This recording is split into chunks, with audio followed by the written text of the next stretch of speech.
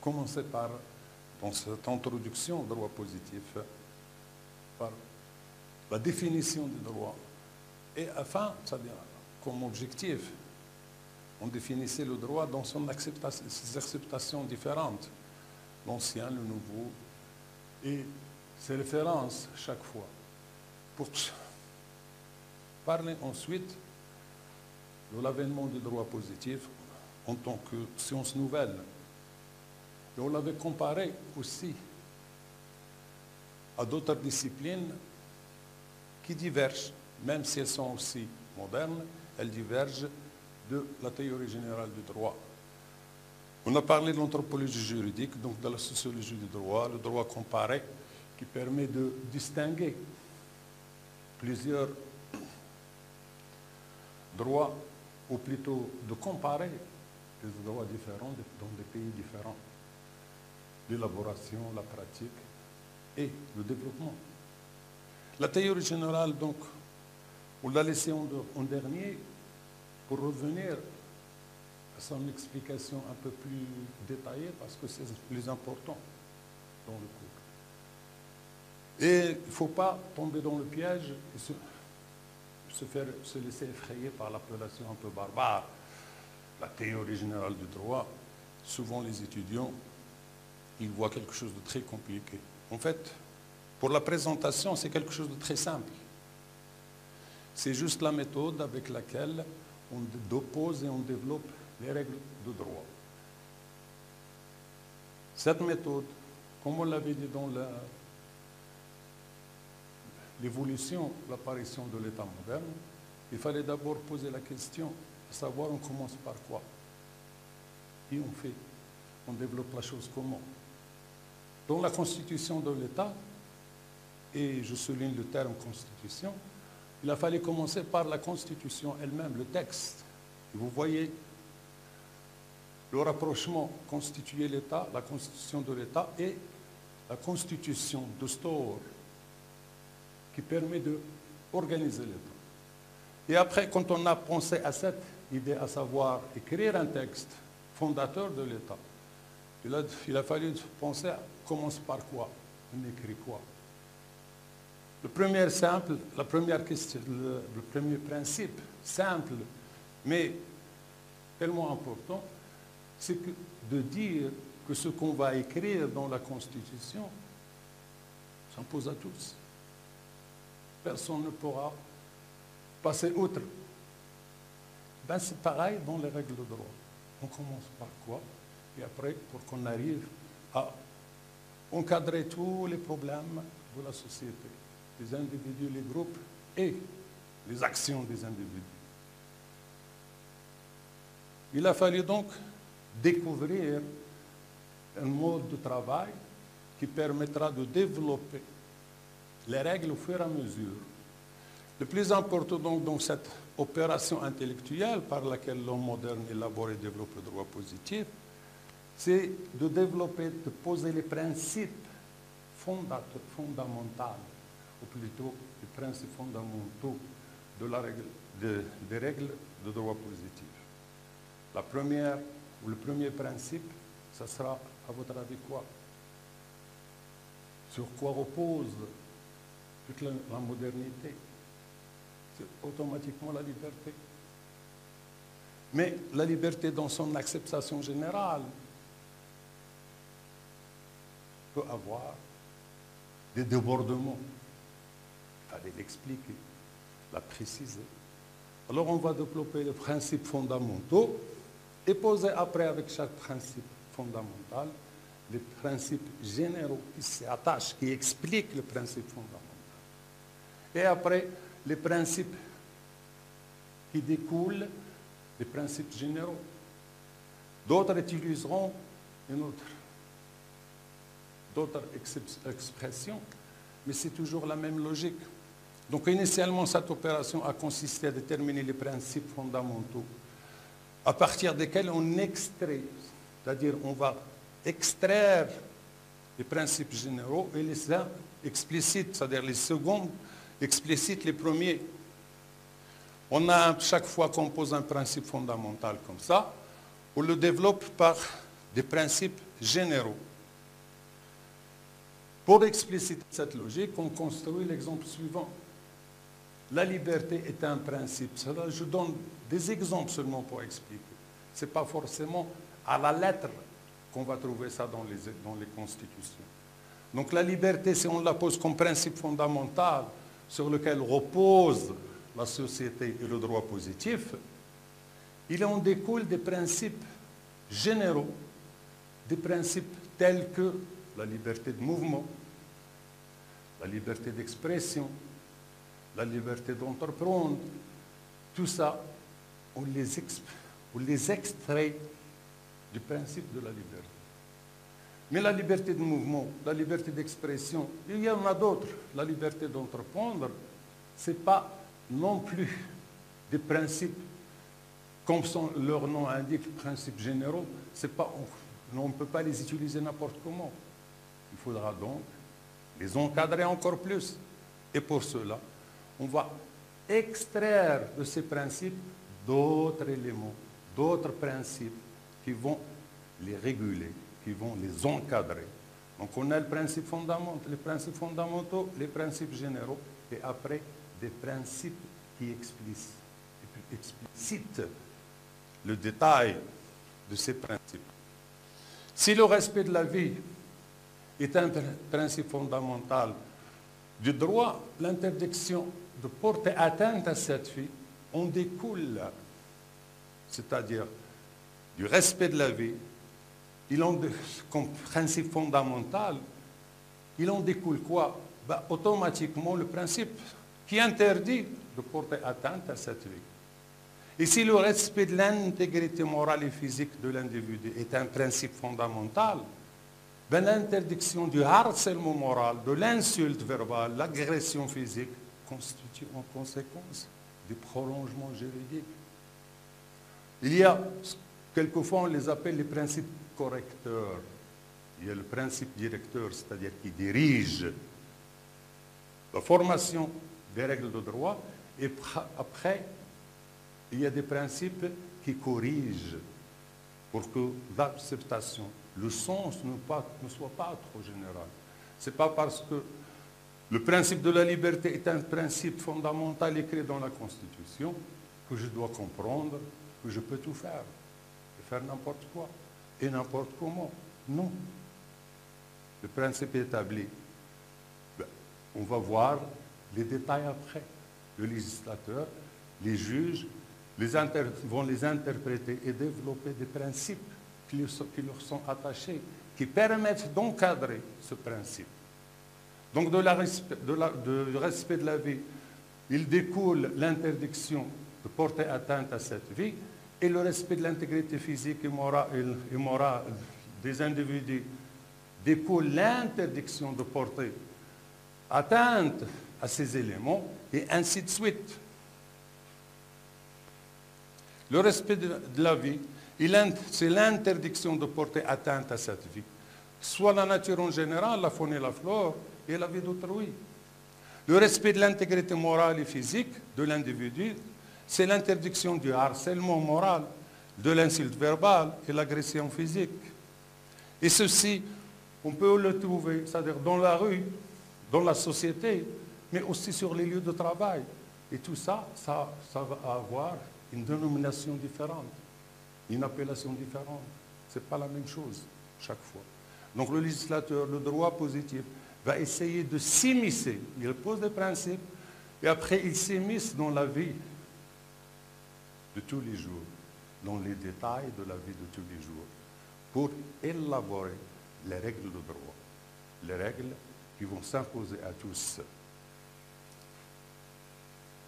Certains auteurs utilisent les notions, comme je l'ai dit, de principe directeur et de principe correcteur qui permettent d'affiner le processus, d'intégrer la complexité de la vie. Exemple, comporter atteinte à la vie d'autrui nécessite la peine capitale, la mort. À quel moment on est autorisé, une société s'autorise de tuer quelqu'un, d'exécuter quelqu'un? On va dire, c'est-à-dire souvent parce qu'il a lui-même tuer. Mais on peut tuer des personnes dans des circonstances très différentes. Et le législateur doit prendre en charge et prendre en considération ces différences. Le même fait est sanctionné par la prison, des fois, et quelquefois juste des dommages et intérêts. Comment? Ben, quand on a l'intention de donner la mort, juste pour des raisons personnelles, ce n'est pas la même chose que quand on donne la mort par accident. Ça n'a rien à voir. Et celui, par exemple, si on prend l'exemple de la route et le conducteur, celui qui tue quelqu'un dans un accident de la route, s'il a respecté les règles de conduite, s'il respecte le code et l'accident advienne quand même, il a plus d'excuses que celui qui était ivre au volant, qui reconduisait n'importe comment, ou qui n'avait carrément pas de permis de conduire. Donc à chaque cas, à chaque situation, on doit adapter les règles de droit. Elles ne sont pas au hasard, non. Elles clarifient, elles situent les individus et les situations et elles doivent penser aux sanctions attachées à chacune. Tuer quelqu'un quand on défend sa propre vie, ça s'appelle la légitime défense. C'est-à-dire qu'on ne fait ni prison, on ne paye même pas de dommages et intérêts pour la victime. Pourquoi? Parce que l'État il est supposé nous protéger, assurer la sécurité. Et si on est menacé dans sa vie, c'est que quelque part, la société, l'État qui en découle, n'est pas arrivé à nous protéger. Et dans ce cas, le droit lui-même nous laisse cette parenthèse, à savoir, quand personne n'est là pour nous défendre et qu'on doit se défendre, eh ben on peut se défendre de tous les moyens. Y compris si on doit, c'est-à-dire si elle arrive, qu'on donne la mort, pour défendre les siens, c'est bien, ou soi-même, c'est de la légitime défense. Autrement dit, c'est une défense légitime, différente charia, parce qu'on ne va pas se laisser voler, on ne va pas se laisser tuer sans réagir. La faute n'est pas chez l'individu, la faute est au sein de la société. C'est la société et l'État qui en découle, l'organisation étatique qui en découle, qui est incapable, qui s'est révélé incapable de protéger l'individu. Et donc les règles de droit doivent s'adapter à ces situations différentes. Quels sont les paramètres après que le juge doit prendre en compte pour déterminer la durée d'emprisonnement ou quantifier le montant des réparations dues pour tel ou tel dommage? Donc, chaque situation, et à chaque situation, les juges doivent déterminer la durée de l'emprisonnement, par exemple, ou les dommages et l'intérêt, selon la faute de l'individu. Est-ce qu'elle est simple ou est-ce qu'elle est grave? Selon les situations, chaque fois. Ça, c'est le fait de déterminer ces détails, c'est ça la théorie générale des droits. Tout simplement. Donc la théorie générale du droit, c'est de poser des principes fondamentaux sur lesquels on est tous d'accord, et après expliciter ces principes par les détails, et chaque détail, on doit lui donner des réponses. Chaque problème qui va se poser ou qui risque de se poser, on lui donne les réponses adaptées à la situation, adaptées à lui-même, pas dans le sens général.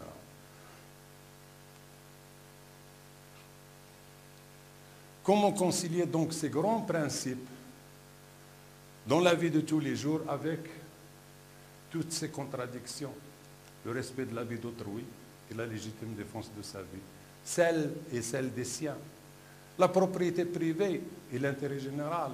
On avait dit que l'entreprise et la liberté d'entreprendre, c'est un principe sacré. C'est le fondement lui-même de l'État moderne et du droit positif.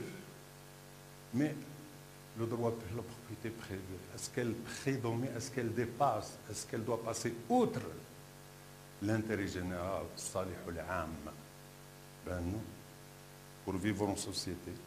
Il y a quelque chose en commun. Nous avons des intérêts communs qu'on appelle l'intérêt général. Ça touche à tout le monde. Si la propriété privée ne respecte pas ce dominateur commun qui est l'intérêt général, c'est l'anarchie. Donc le juge, le droit positif, pose des règles pour entreprendre.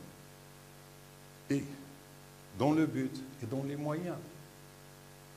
Produire quelque chose d'illicite, c'est-à-dire que le droit il va nous dire ce qu'il est permis de produire et ce qu'il est interdit de produire. Et produire quelque chose d'illicite, automatiquement exige, comme on l'avait vu dans la définition du droit, il y a la règle et il y a la sanction. Exige des sanctions. La liberté d'entreprendre ne doit pas non plus signifier je dois réaliser des bénéfices et mettre tout ça dans ma poche et aller de l'avant. Non. Il y a des charges qui incombent à chacun, à tout et à chacun dans la société. Et bien l'entrepreneur c'est pareil, le capitalisme c'est pareil, le capitaliste c'est pareil. Il doit payer des intérêts, il paye des impôts à l'État, parce que justement l'État il a besoin de ces impôts pour fonctionner, pour protéger les individus, pour protéger la liberté d'entreprendre, pour préparer le terrain, les routes et tout ce qui va avec, pour le commerce, pour développer l'entreprise et faciliter le mouvement des marchandises. Donc la liberté d'entreprendre doit automatiquement être limitée par des conditions. À savoir, vous êtes libre d'entreprendre des choses licites déjà, c'est-à-dire que le droit autorise ensuite de payer vos charges sociales. Si vous avez des ouvriers, vous devez cotiser avec eux pour leur retraite, leur maladie, et ainsi de suite. C'est ce qu'on appelle les charges sociales.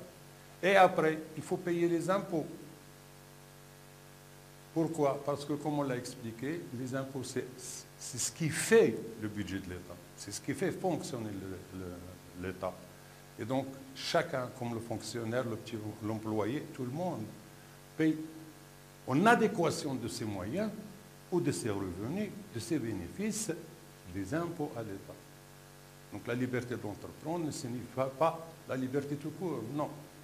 Elle est liée par le but, l'objectif, l'objet de production de l'entreprise. Il faut qu'il soit licite, donc légal, et après, il faut payer les charges que nécessite la production de l'élément concerné, et après, quand on réalise des bénéfices, il faut en payer une partie comme impôt à l'État, parce que c'est l'huile qui fait fonctionner l'État, l'administration, tout ce qui va avec. Donc la théorie générale, tout en hiérarchisant les corpus juridiques les uns par rapport aux autres, reproduit cette même hiérarchie au sein de chaque discipline constituée. Donc là aussi c'est pareil, il ne faut pas vous laisser effrayer par le langage, la théorie générale, c'est-à-dire les principes, la façon pyramidale avec laquelle on pense les principes fondamentaux, les principes généraux, les principes correcteurs et décideurs, tout ça, pour entrer dans les détails. Après, elle va faire des branches de droit. Elle va organiser des corpus de droits différents.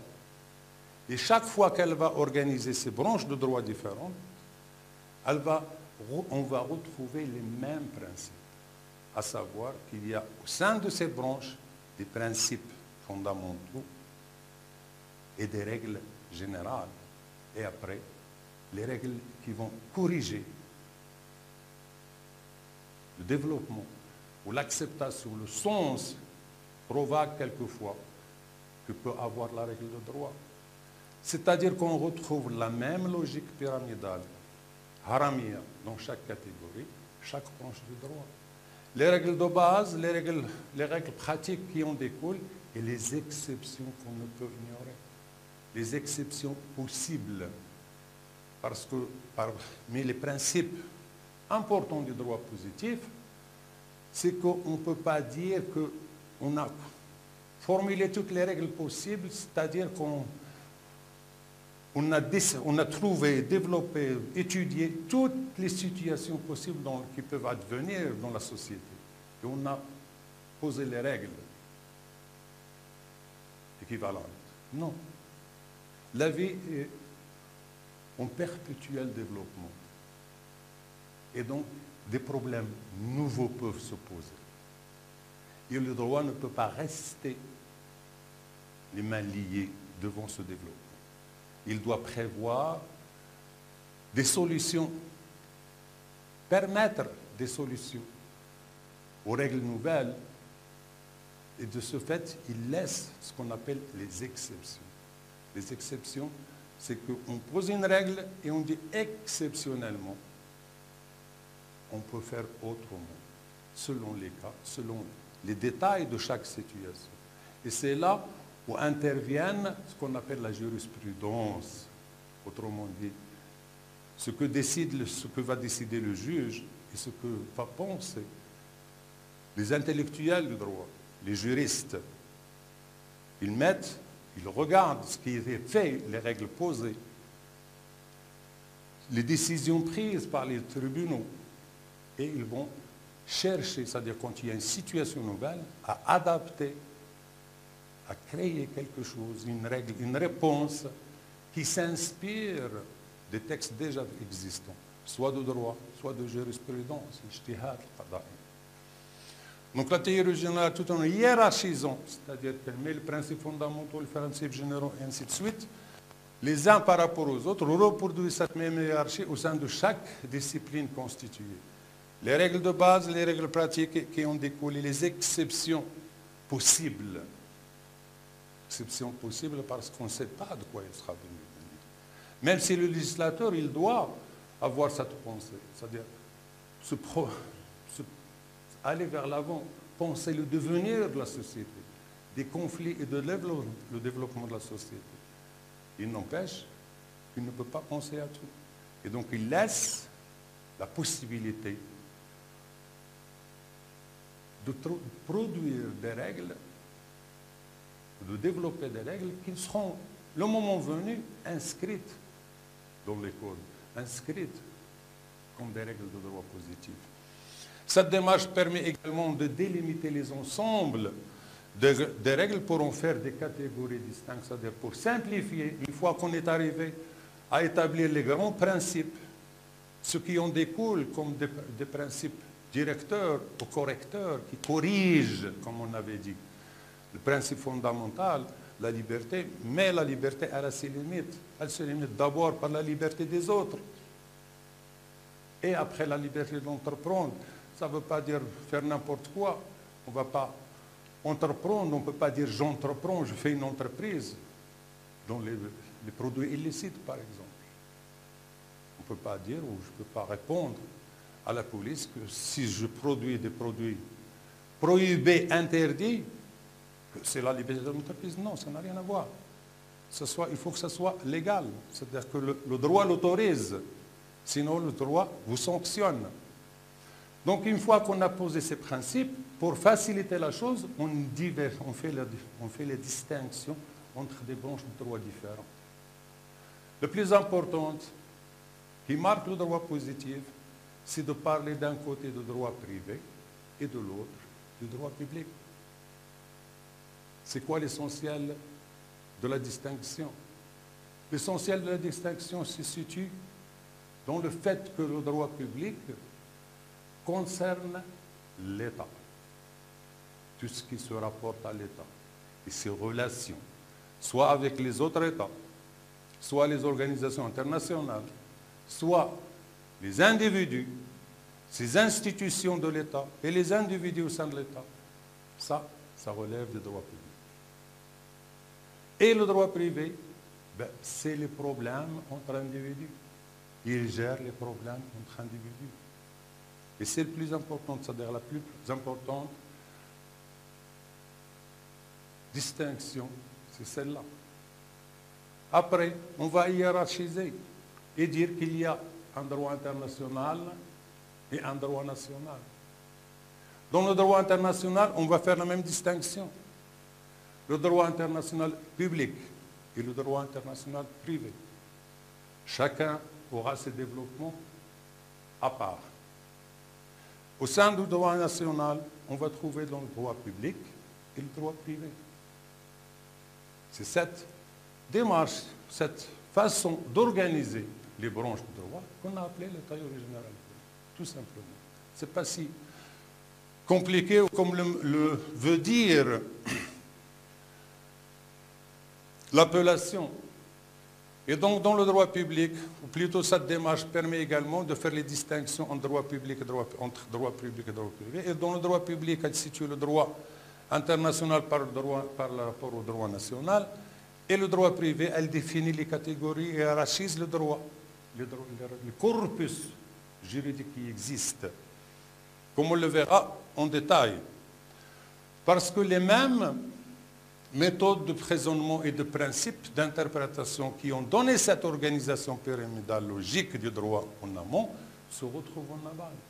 En amont, c'est, comme on l'a dit, la Constitution, les principes constitutionnels qu'on appelle les principes fondamentaux. En aval, c'est dans l'exécution, la pratique. Parce que les deux termes viennent de la description d'une rivière. On dit l'amont, c'est là où naît, où sont les sources de la rivière. L'aval, c'est là où elle finit la rivière. Donc là, le droit, c'est là où il est en aval, c'est là où il est en contact avec les individus, dans les situations diverses que vive une société ou peut vivre une société. Et donc, on retrouve le même hiérarchie. C'est-à-dire que dans le droit international, on l'a dit qu'il y aura droit public, droit international public. Il concerne seulement les États et les organisations internationales. Le droit international privé, lui, il essaiera de résoudre les problèmes des individus en contact, en relation économique ou autre, au social, mariage, divorce, héritage, mais de différentes nationalités. Les individus de différentes nationalités sont gérés par le droit international privé. Et souvent, les deux, le droit international public et le droit national privé, sont issus à partir de conventions signées par les États. Conventions signées par les États. Soit des engagements au niveau international, soit des engagements entre sociétés, entre États, pour gérer les droits et les obligations, les devoirs des individus. On donne l'exemple souvent. Dans le droit international public, c'est les organisations internationales, l'ONU et toutes les autres organisations. Et dans le droit privé, international privé, c'est le Marocain qui vit en France, le Français qui vit au Maroc, l'Algérien qui vit en Allemagne et l'Allemand qui vit en Tunisie, qui gèrent leurs intérêts. Parce que ça peut poser beaucoup de problèmes, plus de problèmes qu'on ne peut le penser d'un seul coup. Soit l'héritage, le mariage, les affaires, le plus important, c'est le paiement des impôts. Où est-ce que je dois payer mes impôts quand j'ai des entreprises, des activités commerciales et économiques dans 2, 3, 4 pays? Tout ça, c'est le droit international privé qui le gère. Donc, le droit public donc, se distingue en droit public international et droit public national. Le droit international public par opposition au droit international privé, comme je viens de l'expliquer, et le droit public national par opposition au droit privé. Le droit public international et le droit international public, on l'a expliqué, le droit public et le droit privé au sein du droit national reste à expliquer. Tout simplement, dans le droit public, comme j'ai dit, l'État, il est omniprésent. Et justement, parce qu'il n'y a pas égalité, c'est ça le fondement de cette distinction. Dans le droit public, il y a l'État, et l'État n'est pas égal aux individus. Il est plus puissant, il a les prérogatives de puissance publique, autrement dit, il a la violence. On ne peut pas dire la violence d'une façon plus simple, c'est de dire qu'il a la force de son côté. Il est omnipuissant vis-à-vis des individus.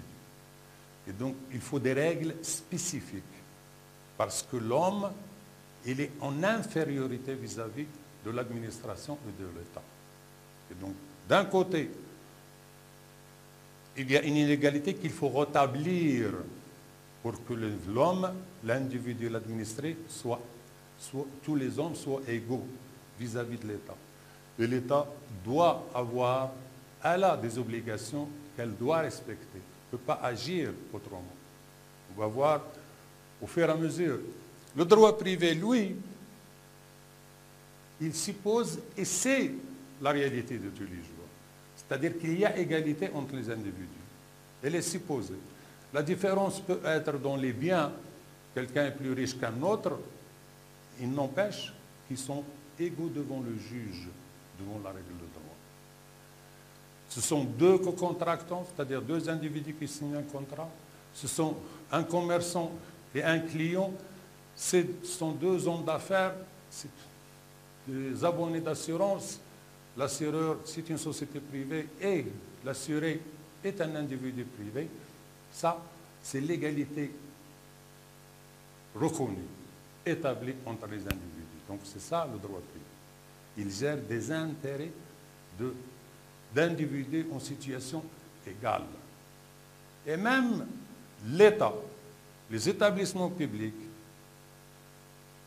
les établissements, ou plutôt les administrations, l'administration et les administrations décentralisées, on verra ça plus tard, les définitions et les explications peuvent agir en droit privé. Autrement dit, s'ils agissent sans faire valoir leur puissance, sans faire valoir l'intérêt général, sans imposer leur point de vue.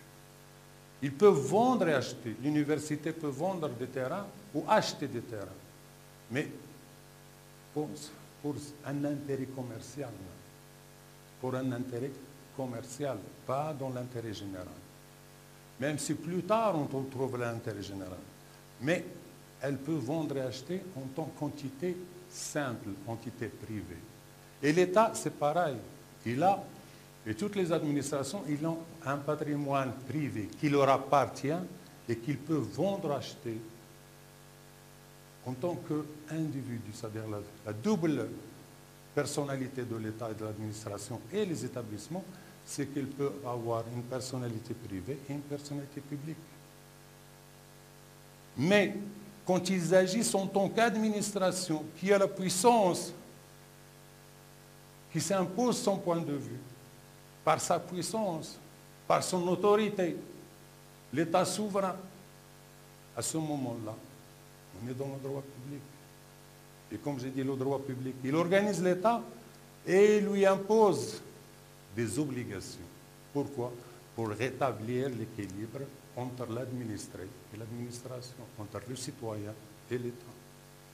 Donc les branches de droit public, on commence par le droit constitutionnel. Pourquoi? Pour référence à ce qu'on disait tout à l'heure. La Constitution, elle permet de constituer l'État.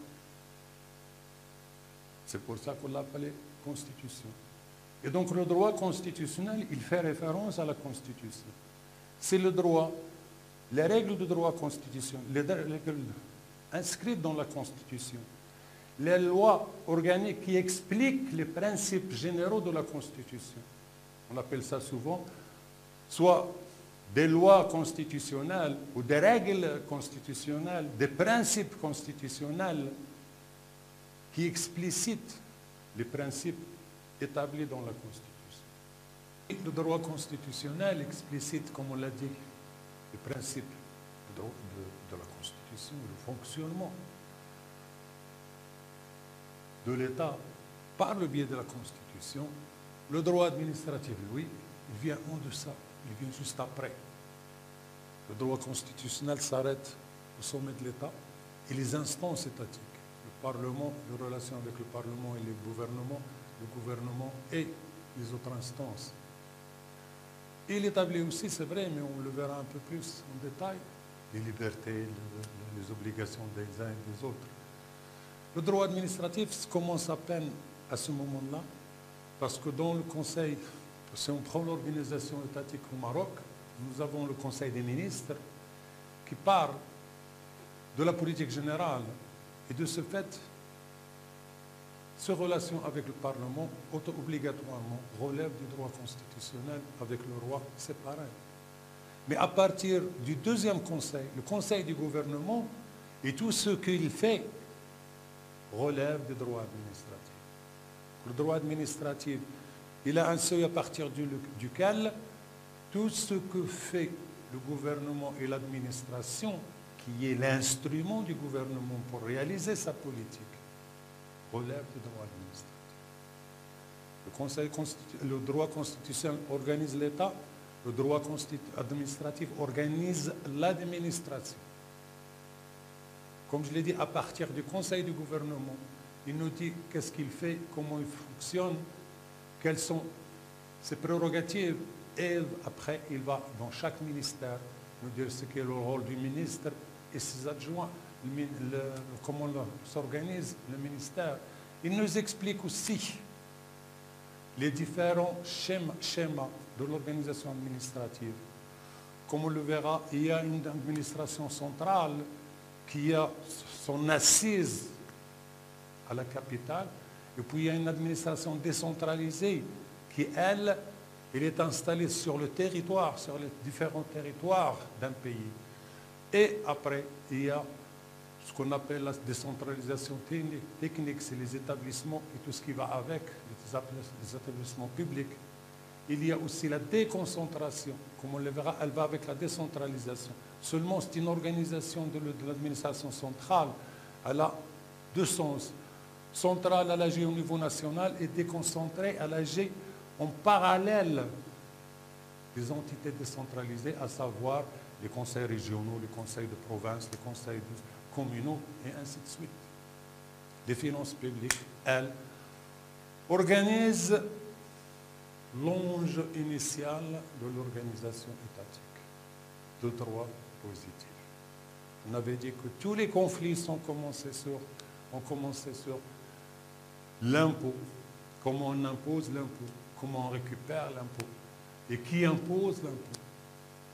Eh bien, c'est les finances publiques qui organisent la collecte de l'impôt, et aussi l'établissement de l'impôt, la collecte de l'impôt, et la distribution, la redistribution de l'impôt, c'est-à-dire son réinvestissement au sein de l'État, comment on le fait et comment on agit, comment on l'établit, comment on l'applique. Ça, c'est l'essentiel du droit public. De l'autre côté, il y a le droit civil, le droit commercial, le droit des affaires, et ainsi de suite. Ben, c'est pareil. Vous avez le droit civil qui pose les problèmes de principe sur toute l'organisation de la société. L'organisation de la société au sens privé, des affaires privées, des individus et des groupes d'individus. Et là, comme on le verra aussi, il organise la vie de l'individu, de sa naissance et même quelquefois avant même sa naissance, et jusqu'à la mort et après sa mort. On entend par quoi? Ben, c'est l'héritage.